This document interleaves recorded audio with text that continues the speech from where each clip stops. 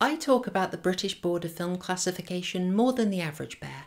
I think they're important, so I cover the BBFC's history quite frequently. I even made a theme song for it. Reports and guidelines, certificates changing over time.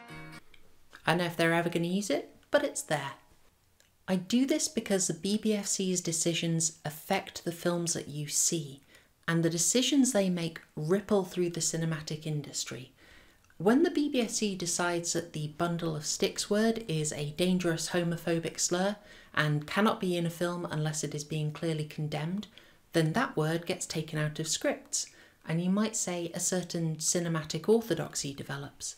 If they were ever to decide that sounding is acceptable, that would start showing up in all sorts of films. Heck, even the MCU would probably force it in. Over the next few minutes, I want to tell you about one of the most controversial films that the BBFC ever encountered, and the series of different decisions they made about it. And we're going to have a little think about what those decisions mean, whether they make sense. We're going to talk about Ruggero Deodato's 1979 found footage precursor, Cannibal Holocaust. The algorithm's going to love this one, isn't it? Now, from the title alone, you can assume that the distributors were not expecting a PG rating for this film. Under Stephen Murphy, the BBFC had already rejected the Texas Chainsaw Massacre any kind of certificate twice by 1973, and they had also forced the removal of a, let's say, forced intimacy scene, a sexual coercion scene, from a manual in 1978. Now, as Ruggero Deodato's film contains considerably more sexual violence, more animal cruelty, and much more gore than both of those films, probably marathoned a couple of times.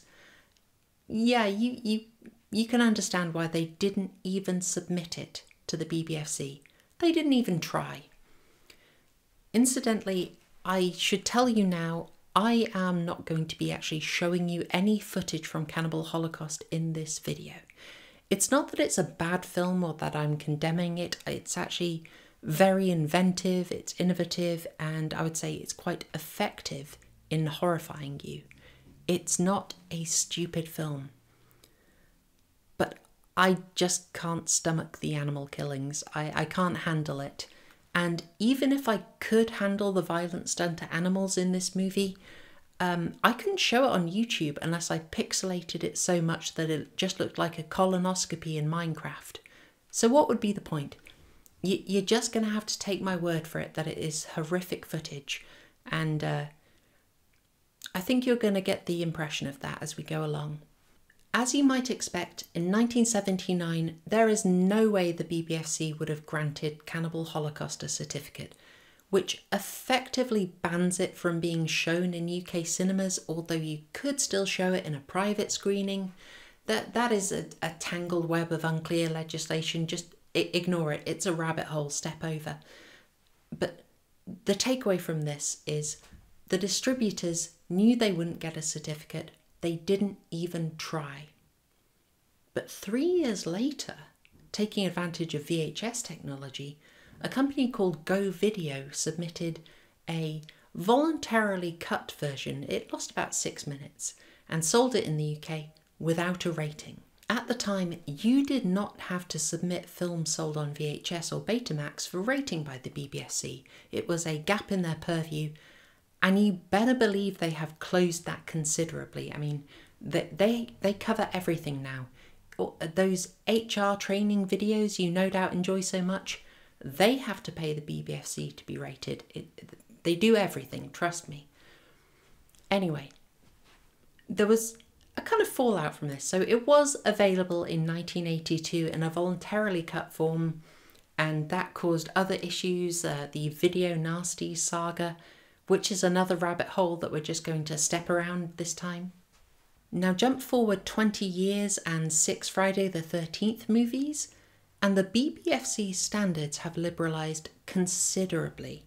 You can now drop C-bombs in a 15 movie, you can show unsimulated sex, and feature graphic uncut footage of Birmingham that would have been instantly banned in former years. So given all this change, why not try it? In 2001, Cannibal Holocaust was submitted for the first time for BBFC rating by a company called Vipco. And on the basis of the 6 animal deaths and copious sexual violence in the film, the BBFC demanded that 8 scenes be cut, totaling about 5 minutes and 44 seconds of footage. Once that was removed, it would get an 18 certificate. This stuff, unacceptable. Not allowed. Probably illegal to feature it in a movie, but you take that out and you can have your 18 certificate. There you go. You can show Cannibal Holocaust, but only with severe cuts. We have standards, you know. Now what really interests me, the whole reason I'm making a video on this, is that 10 years and 3 Jason Voorhees later, Cannibal Holocaust was submitted to the BBFC again, this time by the very aptly named Shameless Screen Entertainment, because by 2011, the BBFC had already decided that a Serbian film, À l'intérieur, and Katy Perry, Part of Me, were okay to show in cinemas. So the distributors figured it's more liberal now. Maybe we can get an uncut version through, get some more footage allowed and sell an updated version of the film. They were right. If you were to read the BBFC's own book, who am I kidding? Who's going to read a book? In fairness, that tome contains precisely 1 mention of Cannibal Holocaust, which I think is really skipping over something quite influential. I was disappointed. But their website has a whole case study on the film, which contains a history and also their decision-making process. That is one of the main resources I've used for this video. In 2011, the BBFC asked for only 15 seconds of cuts, with only 1 scene of a monkey dying painfully being excised. What changed in those 10 years? The leadership of the BBFC certainly changed, but was that the reason? What do they say? On the animal violence front, the BBFC's stated grounds were that the 3 restored animal killings were okay to show now because they were relatively quick and painless. So that's fine. We have slid from you can't kill animals on screen for entertainment to you can't kill animals on screen for entertainment if it's excessively painful. What does excessive mean in this situation, in this circumstance? It's a bureaucratic weasel word.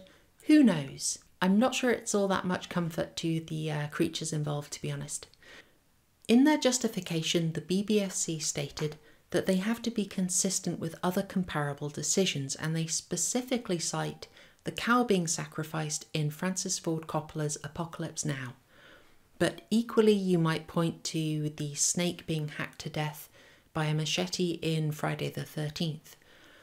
Now, these films are from 1979 and 1980 respectively, so pretty much the same time as Cannibal Holocaust, long before the 2001 decision. This logic is part of a vicious circle because it works in tandem with the approach taken by the former BBFC director John Trevelyan. He was in just before Stephen Murphy.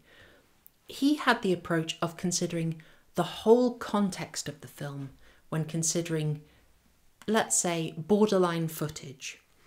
And effectively he would decide if the film was a serious artistic endeavour, you could be more lenient and allow the footage in. But then you have, years later, exploitative schlock wanting to feature the same kind of content. And then the BBFC decides that they have to be consistent. So you can allow the animal killing in a very serious, epic artistic endeavour, then you have to allow it in some dross, basically. It's a vicious circle, and it probably explains a lot of decisions that have been made over the years. If you watch my BBFC history series, you've seen this pattern before. It's the slippery slope of relaxing censorship. As for the sexual violence, the BBFC allowed all the scenes that they'd cut back in 2011. Why? Well, the justification is that the camera is shaky, so it's not super clear, and also the film presents the multiple scenes of sexual violence in a suitably condemnatory way. In Camp Crystal Lake Memories, which is a documenting of the making of the Friday the 13th series, the first film's director Sean Cunningham recounts making white coaters in the 1970s. If you've never heard of the term, a white coater is a softcore pornographic movie which would begin with an actor wearing a white lab coat, presenting the movie, saying that the material you're about to see is of an educational nature. It's maybe a study into marital techniques. That is the specific example that Cunningham gives. The white coat is there to assure the audience, or more accurately, whatever body is rating the movie for release in cinemas, it's there to assure them that the film has the right attitude to the very explicit material that it features, and therefore it's okay. As long as the attitude is right, you're good. Does that ring any bells? It's kind of a sleazy old trick, don't you think, the old white coating? I mean, I don't think you'd get away with that today. Can you imagine some kind of major distributor, some major platform, having obviously evil, degenerate material and then white coating it by saying the film actually condemns the stuff? You know, like, oh, the character was just going on a journey, trying this stuff out, but actually, you know, they've learned it was bad, and so don't do it, kids, okay? I don't think anyone would fall for that now. I think we're way too high IQ. We've progressed, you know? Another justification that is given by the BBFC for allowing ever more explicit material in is that society is liberalising. Society is more open-minded and able to view adult material in a sophisticated way. They can handle more extreme stuff. Or, you know, just avoid it if they don't want to. How does that affect you in any way, bro? Does that make sense here, do you think? You have to ask yourself, how did a film such as Cannibal Holocaust go from being borderline prosecutable to needing only 15 seconds of cuts? Did hacking a giant turtle to death somehow become morally acceptable to the average person between 2001 and 2011? Is there a great big public good from allowing that footage back in? Allowing people to make money off it?